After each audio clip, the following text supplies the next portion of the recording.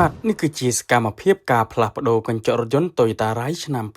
2022បាទសូមគោរពជ្រាបសួរពុកម៉ែបងប្អូនទាំងអស់គ្នាបាទបើសិនជាពុកម៉ែបងប្អូនចង់បានកញ្ចក់រថយន្តដែលមានគុណភាពល្អ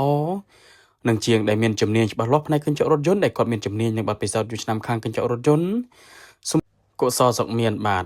ខាងយើងខ្ញុំគឺមានលក់កញ្ចក់រថយន្តគ្រប់ម៉ាកគ្រប់ស៊េរីហើយក៏មានសេវាកម្មទៅផ្លាស់ប្ដូរកញ្ចក់រថយន្តជូនពុកម៉ែបងប្អូនដល់ទីតាំងផងដែរបាទហើយបើសិនជាពុកម៉ែបងប្អូនមានបញ្ហាដូចជាកញ្ចក់រថយន្តជ្រាបទឹកចង់កោះបិទបដូរសុំ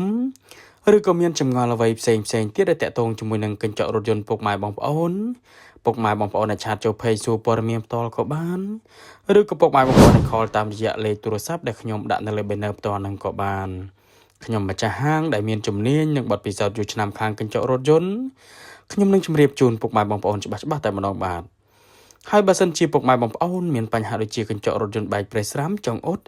ខាងខ្ញុំក៏មានជាងជំនាញច្បាស់លាស់ខាងអ៊ុតកញ្ចក់រថយន្តនឹងផងដែរណាពុកម៉ែបងប្អូនបាទ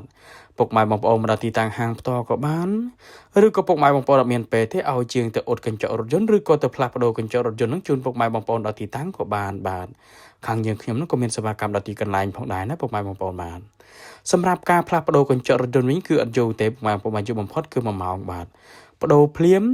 រៀបចំឲ្យភ្លាមហ្នឹងគឺពុកម៉ែបងប្អូនជីបានធម្មតាភ្លាមតែម្ដងបាទឥឡូវនឹងការផ្លាស់ប្ដូរកញ្ចក់រថយន្ត Toyota Rise ឆ្នាំ2022នេះគឺបានរួចរាល់បាទអរគុណច្រើនសម្រាប់ពុកម៉ែបងប្អូនដែលទស្សនាវីដេអូនេះចុងក្រោយសូមអរគុណគ្រប់ជ្រាបលា